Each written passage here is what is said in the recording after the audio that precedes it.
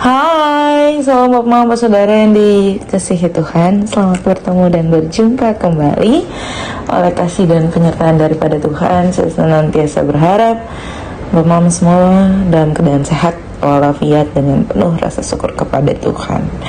Pada hari ini kita akan membaca serta merenungkan firman Tuhan yang terambil dari kitab Kejadian.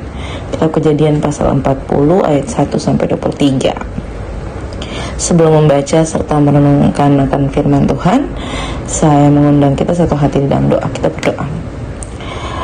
Bapa di dalam surga, Bapa yang kami sembah lewat anakmu Yesus Kristus, terima kasih Tuhan untuk kasih setia dan penyertaan Tuhan di dalam kehidupan kami. Kami boleh bangun di pagi hari yang tubuh sehat dan nyaman, menikmati aktivitas-aktivitas kami. Kami diberikan kesempatan saat ini untuk bersatu teduh bersama-sama dengan Engkau. Kami memohon Tuhan hadir dalam hati kecil kami, menguduskan setiap pikiran kami untuk kami dapat mengerti apa yang menjadi maksud Tuhan melalui perenungan firman pada pagi hari ini. Ampuni salah dan dosa kami, di dalam nama Yesus Kristus kami telah datang berdoa. Amin. Bapak saudara yang dikasihi Tuhan, pembacaan kita kembali dari kitab Kejadian. Kitab Kejadian pasal 40 ayat pertama hingga ayatnya yang ke-23. Di bawah perikop mimpi juru minuman dan juru roti. Sesudah semuanya itu terjadilah bahwa juru minuman Raja Mesir dan juru rotinya membuat kesalahan terhadap tuannya Raja Mesir itu. Maka murkalah Firaun kepada kedua pegawai istananya, kepala juru minuman dan kepala juru roti itu. Ia menahan mereka dalam rumah kepala pengawal raja dalam penjara tempat Yusuf dikurung. Kepala pengawal raja menempatkan Yusuf bersama-sama dengan mereka untuk melayani mereka. Demikianlah mereka ditahan beberapa waktu lamanya. Pada suatu kali bermimpilah mereka keduanya, baik juru minuman maupun juru roti Raja Mesir, yang ditahan dalam penjara itu. Masing-masing ada mimpinya pada satu malam juga, dan mimpi masing-masing itu ada artinya sendiri. Ketika pada waktu pagi Yusuf datang kepada mereka, segera dilihatnya bahwa mereka bersusah hati. Lalu ia bertanya kepada pegawai-pegawai istana Firaun yang ditahan bersama-sama dengan dia dalam rumah tuannya itu, "Mengapakah hari ini mukamu semuram itu?" Jawab mereka kepadanya, "Kami bermimpi tetapi tidak ada orang yang dapat mengartikannya." Lalu kata Yusuf kepada mereka, "Bukankah Allah yang menerangkan arti mimpi? Ceritakanlah kiranya mimpimu itu kepadaku." Kemudian juru minuman itu menceritakan mimpinya kepada Yusuf. Katanya, "Dalam mimpiku itu tampak ada pohon anggur di depanku. Pohon anggur itu ada 3 carangnya, dan baru saja pohon itu bertunas. Bunganya sudah keluar dan tandan-tandanya penuh buah yang ranum, dan di tanganku ada piala Firaun. Buah anggur itu kuambil lalu kuperas ke dalam piala Firaun. Kemudian kusampaikan piala itu ke tangan Firaun." Kata Yusuf kepadanya, "Beginilah arti mimpi itu. Ketiga carang itu artinya 3 hari. Dalam 3 hari ini Firaun akan meninggikan engkau dan mengembalikan engkau ke dalam pangkatmu yang dahulu, dan engkau akan menyampaikan piala ke tangan Firaun seperti dahulu kala, ketika engkau jadi juru minumannya. Tetapi ingatlah kepadaku apabila keadaanmu telah baik nanti. Tunjukkanlah terima kasihmu kepadaku dengan menceritakan hal ihwalku kepada Firaun, dan tolonglah keluarkan aku dari rumah ini. Sebab aku diculik begitu saja dari negeri orang Ibrani. Dan di sini pun aku tidak pernah melakukan apa-apa yang menyebabkan aku layak dimasukkan ke dalam liang tutupan ini." Setelah dilihat oleh kepala juru roti betapa baik arti mimpi itu, berkata ia kepadanya, "Aku pun bermimpi juga. Tampak aku menjunjung 3 bakul berisi pangan. Dalam bakul atas ada berbagai makanan untuk Firaun, buatan juru roti. Tetapi burung-burung memakannya dari dalam bakul yang di atas kepalaku." Yusuf menjawab, "Beginilah arti mimpi itu. Ketiga bakul itu artinya 3 hari.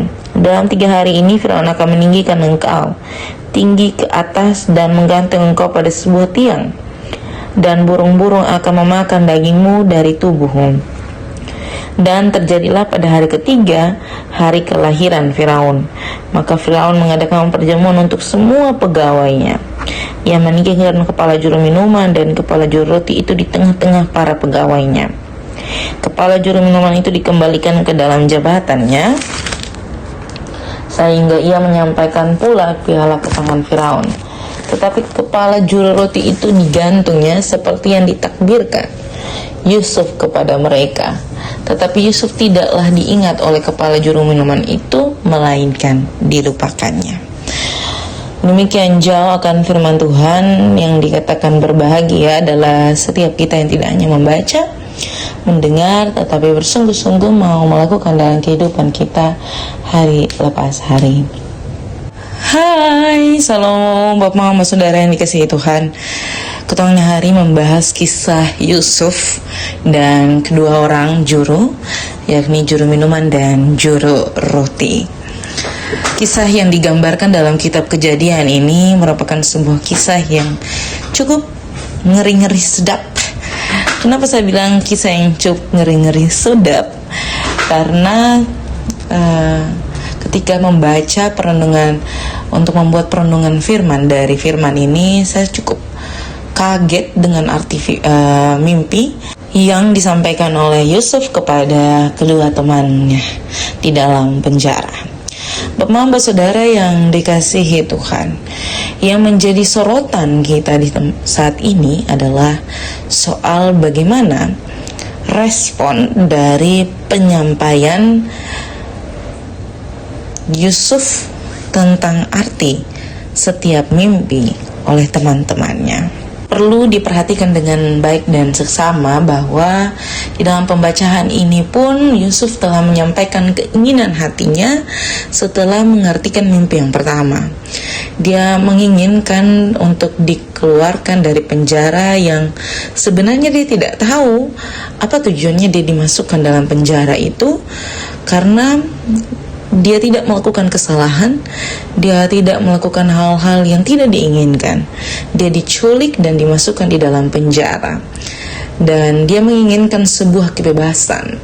Itu sebabnya di ayatnya yang ke-14, dia menyampaikan suara dari hatinya bahwa ketika nanti terjadi apa yang dia sampaikan tentang mimpi temannya itu, dia menginginkan bahwa temannya itu menyampaikan kepada Firaun bahwa menyampaikan arti mimpi itu adalah dia.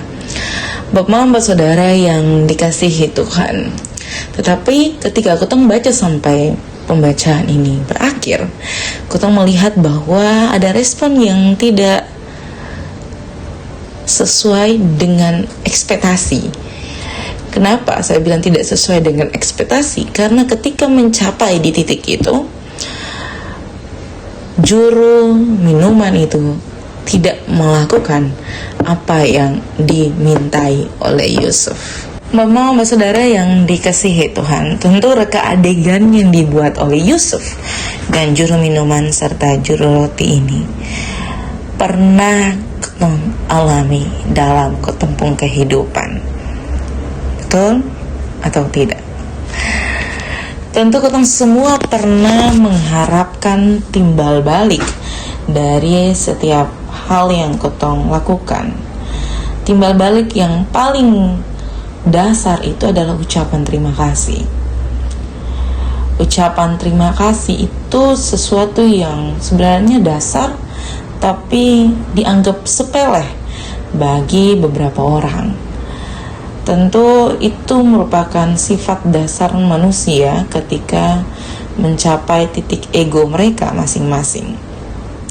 Jadi ketika dong mendapatkan apa yang dong inginkan, dong melupakan apa yang harusnya mereka lakukan, atau timbal balik yang seharusnya diberikan. Bapak saudara yang dikasihi Tuhan, bagaimana dengan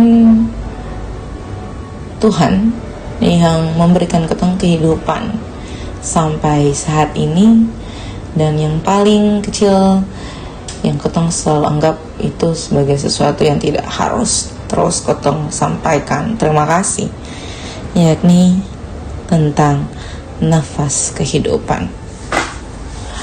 Pernahkah Bapak Mama menyampaikan ucapan terima kasih tentang nafas kehidupan yang masih Tuhan percayakan dalam kehidupan kita, tentang proses hidup yang masih Tuhan kasih, entah itu baik maupun buruk menurut pandangan kita. Budaya berterima kasih sudah ditanamkan dari sejak kecil.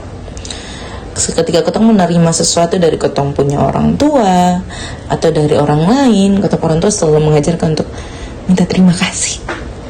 Bilang terima kasih, bilang apa? Terima kasih. Tetapi budaya itu tidak dilanjutkan atau sudah minim untuk ketong lakukan. Kenapa? Ketong menganggap bahwa apa yang sudah ketong pernah berikan bagi itu orang sudah selayaknya untuk dikembalikan. Jadi tidak ada lagi budaya ucapan terima kasih, budaya untuk saling bilang terima kasih sama-sama, sudah tidak ada lagi.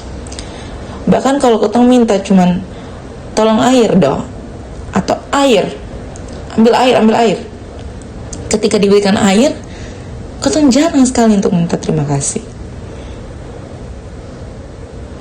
Hal-hal yang sepele ini harusnya dibudidayakan, dilaksanakan, dijadikan kebiasaan. Supaya apa? Supaya ketong tahu bahwa segala sesuatu yang dilakukan untuk kita itu membutuhkan validasi bagi pribadi setiap orang yang memberikannya. Kalau orang-orang berkata bahwa ya selamanya kita harus minta terima kasih toh, kan lu nolongnya tulus, kan tolongnya tulus, kenapa ketong harus bertele-tele, kenapa ketong harus memikirkan bagaimana mengembalikan itu semua, bagaimana dan sebagainya. Kalau tolong orang itu harus tulus dan perlu mengharapkan timbal balik. Betul. Tetapi dalam perenungan firman ini Tuhan mengingatkan bagi kita bahwa mengucapkan tanda terima kasih atau membalikan tanda terima kasih itu merupakan suatu hal yang sangat-sangat baik, dasar, dan harus dibudidayakan. Jangan sampai di dalam kehidupan ketong hanya mengharapkan untuk dilayani tanpa mau melayani dengan ucapan terima kasih. Selamat menjadi berkat dimanapun mama saudara semua berada. Tuhan senantiasa menolong dan memberkati kita. Amin untuk firman Tuhan. Untuk menutup perenungan pada saat ini, saya mengundang kita satu hati di dalam doa. Kita berdoa. Bapa kami yang di surga, dikuduskanlah namamu, datanglah kerajaanmu, jadilah kehendakmu di bumi seperti di sorga. Berikanlah kami pada hari ini makanan kami yang secukupnya, dan ampunilah kami akan kesalahan kami, seperti kami juga mengampuni orang yang bersalah kepada kami. Dan janganlah membawa kami ke dalam pencobaan, tetapi lepaskanlah kami daripada yang jahat, karena Engkau yang punya kerajaan dan kuasa dan kemuliaan sampai selama-lamanya. Amin. Salam Bapak Mama semua, selamat menjadi berkat. Tuhan menolong kita.